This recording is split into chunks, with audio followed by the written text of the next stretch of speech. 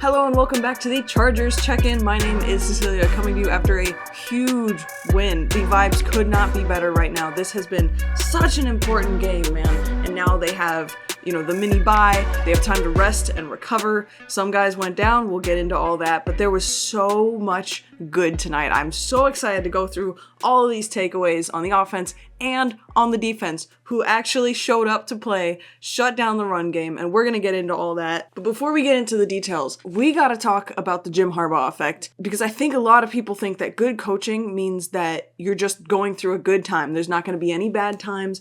Good coaching. If Harbaugh is really good, then we don't have to worry about ever going through a rough stretch. And that's just not how sports work, right? That's not how football works. That's not how life works. Stuff's going to get hard.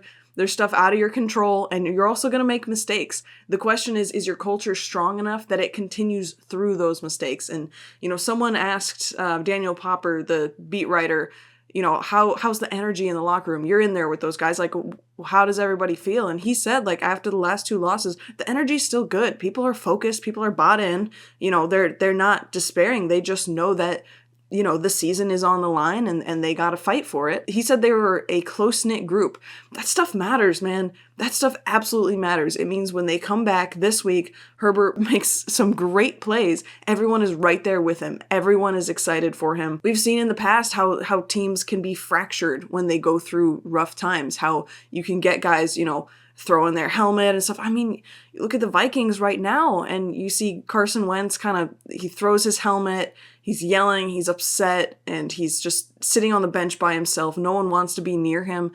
Then I look over at the Chargers side and even look at the Chargers against the Colts, which went similarly to how the Vikings played against the Chargers tonight. It honestly, at times, it was like, wow, the Chargers offense is playing the Chargers defense, is what it felt like. That's never what Herbert looked on the sideline. That's never what any of the team's leaders look like on the sideline. And I think that is a reflection of Jim Harbaugh. And that's nothing against Kevin O'Connell. It's tough when you're dealing with these quarterback problems, but I just want to draw attention to good coaching shines through in the bad times as well. This is one of those moments that, especially on a Thursday night, on a short week, they had to get over that loss immediately. They had to get back to work. And I think that was good for them. Those guys wanted to get back out there. They wanted to fight. They didn't want to just be sitting there with the loss for a long time. Well, now they get to sit with the win for a long time, and I think that's huge. I don't know how other people feel about it, but the Navy uniforms, man, I'm not a very nostalgic person at all. I don't get nostalgic for music or TV or any of that. I try to be really present in the moment. But man, those Navy uniforms, Herbert looks so good in it. The defense looks incredible in it. They look so tough. It makes me think about how, in Chicago, I watched the Bears play, and when the Bears defense is good, their uniforms look fierce. Because there's something about a dark navy color that makes you think, oh, it's coming. Especially that defense. And I think that was so important tonight. I'm not going to say it should be the primary color. I know times have to change, and the reason the Navy feels so special is because they played so well and all that. It got me emotional, especially after Antonio Gates last week, and now we have Oronde Gadsden playing out of his mind. So we're going to get into all that. I wanted to mention that. How do you guys feel about the Navies? And even the end zone, the painted end zone and the superchargers everywhere and the different colors on the, the website this week and everything, man. But let's talk about how the offense did tonight. Kimani Vidal, 117 yards, 1 touchdown. You can't ask for more than that. And I know he had a lot of tackles for loss. He had a lot of contact before the line. The run blocking wasn't great. It wasn't. The run blocking on the right side, there was a play in the first quarter where Jonathan Grenard is able to get a good jump off the ball, comes in unblocked, untouched, and tackles Kimani for a loss before he can even do anything. Well, he kind of hesitated. He's waiting for the play to unfold. He's trying to have good vision, waiting to see what blocks are going to work, what the running lanes are. But he didn't have time for that. And then the rest of the game, he realized that. He realized the run blocking isn't good enough on the outside for him to just hesitate, wait for a read, do the smart thing. He needs to just go. He needs to go and trust the play, run in the gap he's supposed to run. And when he did that, when he goes through downhill, he's fast into contact, which means we saw him drag players. He's too small to be dragging players, but he still is. It was awesome, man. And I love that even though he didn't do great early on, they kept going back to him. I absolutely love that, man. Young players, a lot of the time, they need to get into a rhythm, especially at the running back position. And I like that the burden wasn't entirely on Herbert tonight. That's not something we've seen in a while. And a lot of that I know is the injuries, but it's also, young players need to step up, and tonight was the night of young players stepping up. I know Ladd McConkey had a drop, but he also had 88 yards receiving and a touchdown. He made a big impact on that. I think it was a 27-yard touchdown play. It was just awesome. He was running so fast, they just had no shot at covering him. And I think that's a big deal. On a night where Quentin Johnston doesn't get a single reception because they are locking him down there, putting resources into covering Quentin Johnston, it's so important that the other guys then step up because they're not being covered the same way. And Ladd McConkey absolutely did that. But once again, Oronde Gadsden locking himself in as this is tight end 1 and this is tight end of the future. This is such a big deal for this offense, man. I thought he was just kind of a stretch the field guy, but he clearly can do it all. He's made tough catches, fielded some kind of off the mark passes from Herbert. He had that one that was kind of thrown the slightest bit behind him, able to turn his body and keep his momentum going. 77 yards and a touchdown. That's huge. I know last week he got 160 something yards, but you're not going to see that every week. It's not about what are your best games. It's what are your average games. And if this is the kind of thing we can see from Gadsden on average, we're going to be okay in the passing game. I've talked a bit about the draft next year, and not having to draft a pass catcher next year would be so huge if we can put resources in these trenches. Think about how good this team is going to be. Trey Harris, he had a lot of blocking plays again, only got 2 receptions, but one of them was a touchdown. And it wasn't just, a quick slant or anything. It was Herbert's in trouble. He's scrambling. He doesn't look like he has much time. And Trey Harris is running parallel with him. Finds him in the end zone. Huge play. And I love to see that because he's been doing a lot of the dirty work on offense. A lot of blocking, not getting targets, and blocking for the receiver next to him. Blocking in the run game. But he got his reward tonight. Got the touchdown. Absolutely love to see that, man. On top of that, look, we got to talk about Justin Herbert. I know he had that, that pick 6 that didn't happen because it hit the ground. He had the interception later in the game that did happen. But when are teams going to respect that Justin Herbert can use his legs? It feels like no team has a plan for Herbert scrambling. And, I think Herbert went into this game with a plan. It's like all that pressure that came in from the outside because he knows Brian Flores is going to blitz. That Brian Flores stays pretty consistent. He's aggressive. He wants to blitz every time. And it seemed like Justin Herbert had a sort of mental timer where he was like, well, if it's been 2.5 seconds and I have a clear running lane in front of me, yeah, I'm going to go run for 12 yards. He did that several times. He ended the game with 62 yards running.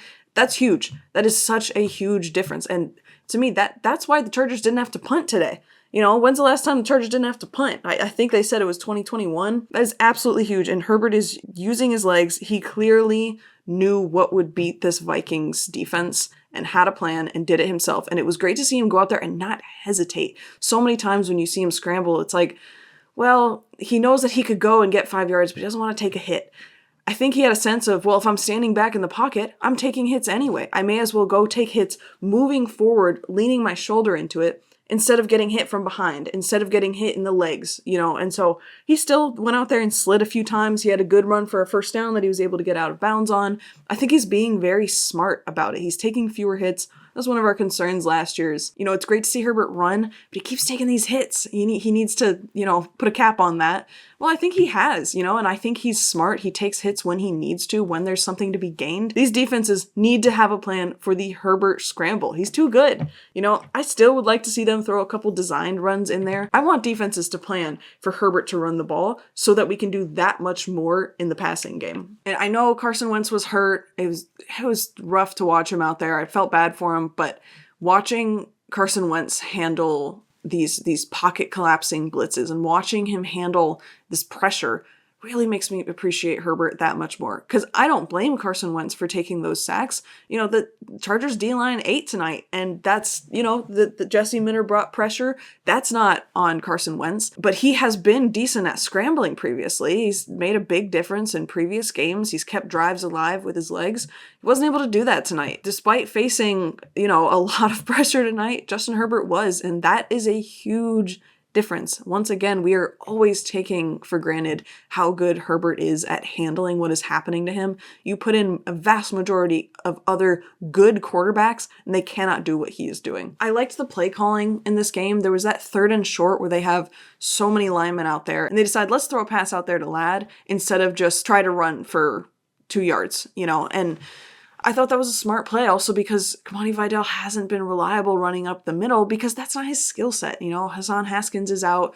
Jared Patterson did okay. He did get a first down and a 3rd and short, but I could tell that wasn't something they wanted to depend on. So I like the play calling. Being aggressive on 3rd and short means that teams in the future have to respect the pass in 3rd and short. That's going to open up the run game a little bit. And, whether that's Justin Herbert running himself or when Amarian Hampton is back, I think that makes a huge difference down the stretch to put that stuff on tape right now, because right now is what this is the core of the season, the middle part of the season. Everyone has been working together for a long time. I know there's a lot of backups in, but this is the tape that teams are going to be looking at down the stretch. And I thought that was a really big deal to put that on tape, put Herbert running on tape. Overall, I thought it was a good game. I know in that first drive, they only were able to score because Rodgers failed to catch that potential pick 6. And, I thought that was a good call, but usually Rodgers catches those. We saw him with 2 touchdowns last week. The Chargers got lucky. So what did they do with their luck? Well, they turned it into 7 points. It is so crazy to watch a game where there's all these penalties, explosive plays, questionable play calling, just everything going the wrong way. And it's not the Chargers. It's on the other team. This is what it's been like for other teams to play the Chargers.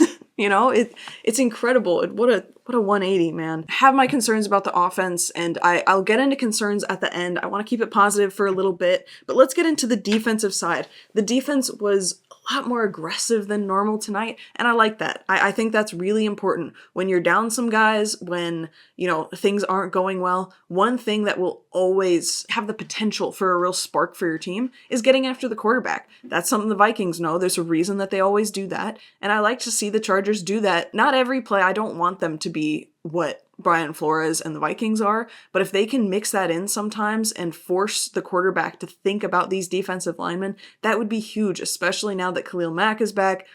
He's going to represent more pressure. He got a sack tonight. There were 5 total sacks tonight, which I absolutely love to see. Odafe Owe got one, Thule got one, Matt got one. You love to see those 3 cornerstone edge players doing so well in the pass rush against these backup tackles. The Vikings, both of their tackles were out. I had thought that at least one of them was going to play tonight, but injuries happen, and that's how it is, as the Chargers know. They had a backup center as well, and Justin Eboigbe with 2 sacks. This was huge. After that pick last year, I think a lot of people were wondering, what is Justin Eboigbe going to be? We have these other roster needs, and so you kind of think, man, they have to be able to turn him into something. He hasn't been great defending the run, but then he goes out there and gets after the quarterback twice like that. That's absolutely huge. It shows his development. It shows that, Jesse Minter can trust him in the future, because this, if Khalil Mack is on the roster next year, this probably isn't going to be the last time that he's injured, and we're going to need more help getting after the passer on the line.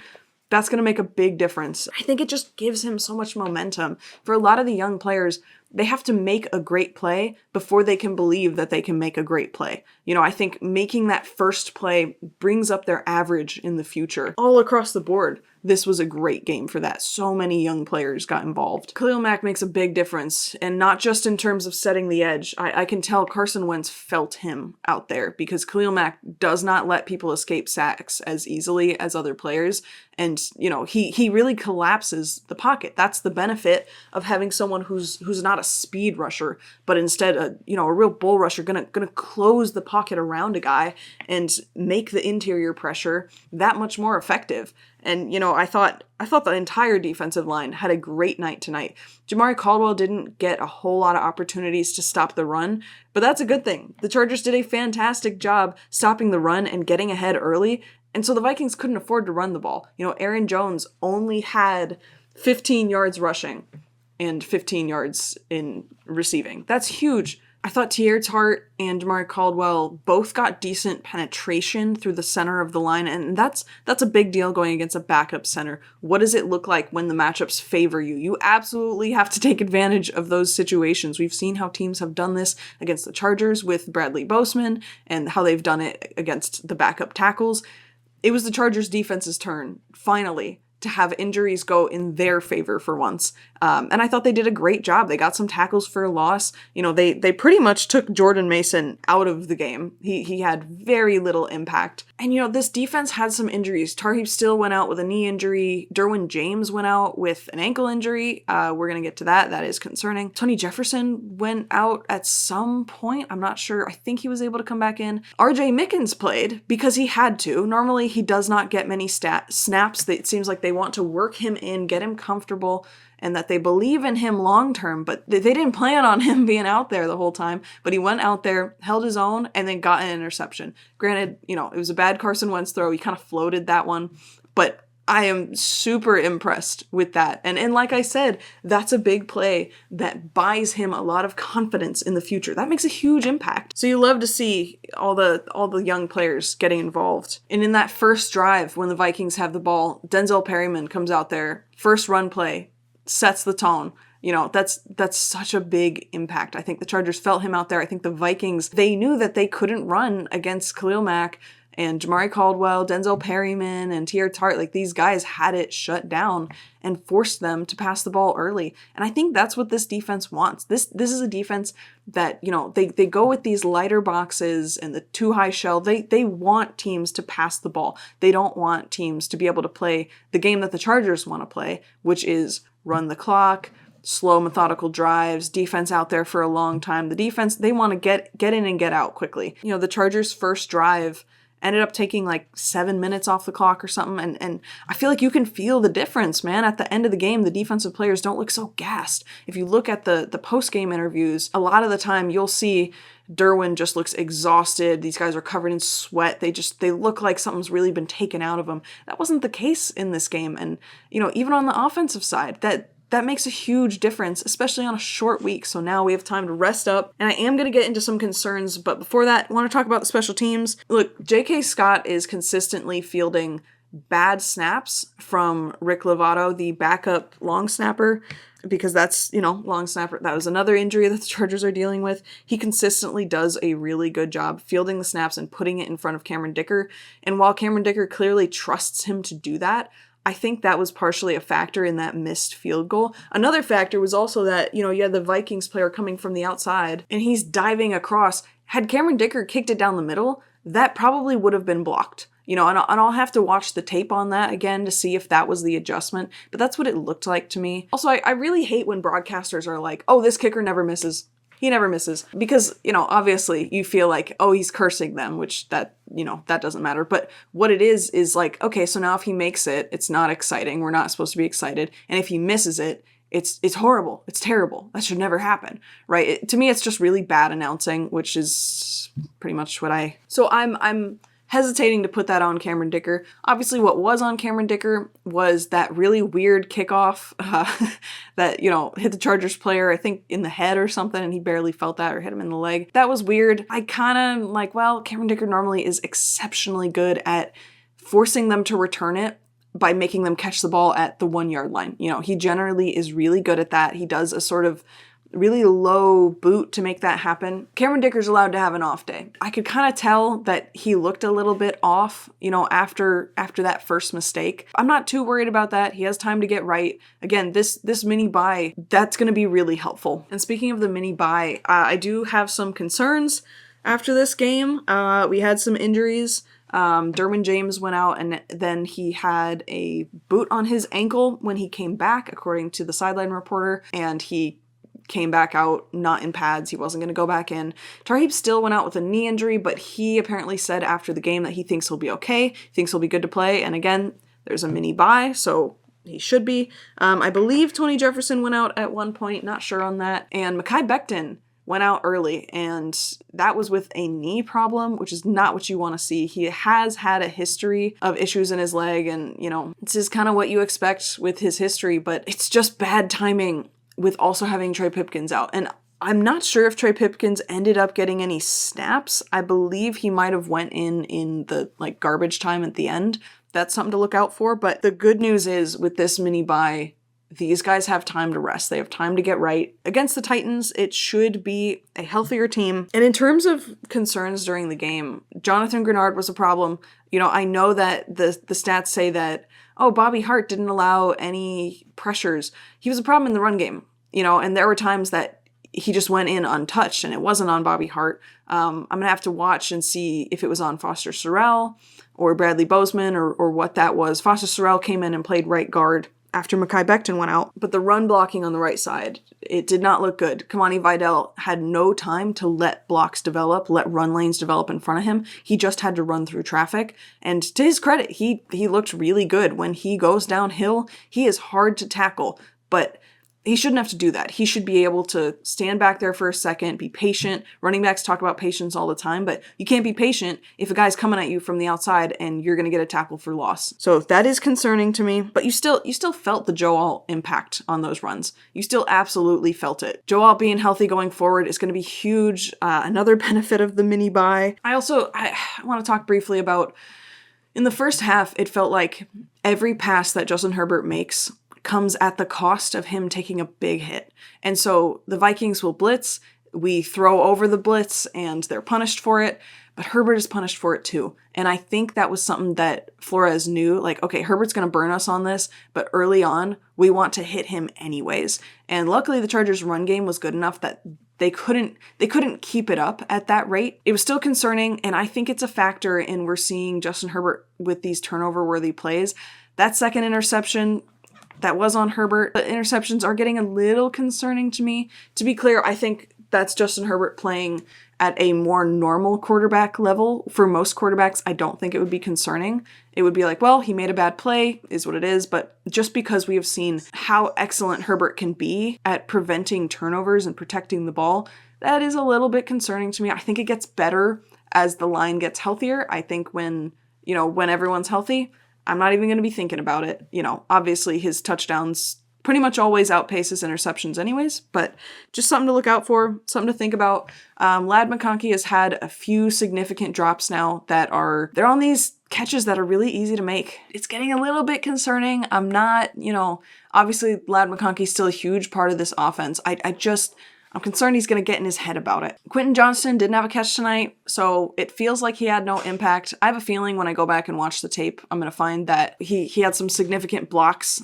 He seemed to hold his own on that side. They seemed to want to move the ball in his direction, which is great because the Chargers have only good blocking receivers now, in terms of everybody who's actually out there. Ladd and Keenan, they always block. Trey Harris is excellent at blocking. And, QJ's proven he's willing to take that role. He looked good in it tonight. Gonna have to watch the tape, but, I would have liked to see him, get a few catches out there, but at the same time, he's still pulling guys in his direction, and if you're not going to make a catch, that's how you make an impact. Not too concerned about that. And with all that being said, I think this mini bye comes at a really good time. This week worked out really well for the Chargers, being able to bounce back from a loss sooner, go into a weekend where they can rest up and just watch football like some fans, like the rest of us, and go into next week healthy. I think it'll make a big impact for Joe Alt. I think, maybe we see Trey Pipkins come back as a starter, potentially Jamari Sawyer. We'll have to keep an eye out on that. But I have a better feeling about the injuries going into next week. Now, Derwin with a boot on his ankle, that doesn't feel good. I'm not sure he'll be able to play against the Titans. It's fortunate that the Titans are a weaker team because I think, maybe the Chargers can afford to rest a few people. Obviously, you can't take them lightly because, they fired their coach. Sometimes teams get a little boost after they fired their coach. We'll see how they play this weekend. Obviously, they're playing the Colts, so it's not going to be pretty. I still think that this bye is going to make a big difference. And while I've expressed concerns, I think this makes such a big difference in the confidence for the team. I could see how Khalil Mack was talking before the game. He was determined. You know, it felt like these coaches were not going to be able to keep him off the field this week. And I think he's a real tone setter on that line. I think players want to play hard for him. They want to be at his level. He is such an intense competitor. And I think he really makes everyone else around him rise. With Odafe away there, you have an opportunity there for a younger player to learn from Khalil Mack. I think that's a big deal. We've seen the impact he's had on Tuli. Tuli talks about it all the time. High hopes for this defense. They showed up against the run. They shut down Carson Wentz in terms of scrambling. You know, they got that interception. I'm feeling good about the defense for the first time since week 3. Good vibes all around. This was such a fun game, man. I love the Navy uniforms. It just feels so good, man. It feels so good. And I can tell that this team trusts Jim Harbaugh so much, man. I think there's good stuff in store for this team, man. I know they've had a lot of bad luck with injuries. I know, you know, they're in a tough division and, you know, the Chiefs look better, the Broncos look good, but I don't know if it'll be this year, but I think this team is really moving in the right direction. So let me know what you guys think of the game. What are your main takeaways? I might make another video about this game just because I liked it so much. Thank you so much for being here. That's going to do it for me. Feel free to like and subscribe if you have liked what you have seen. This has been the Chargers Check-In. My name is Cecilia. I'll see you guys next time.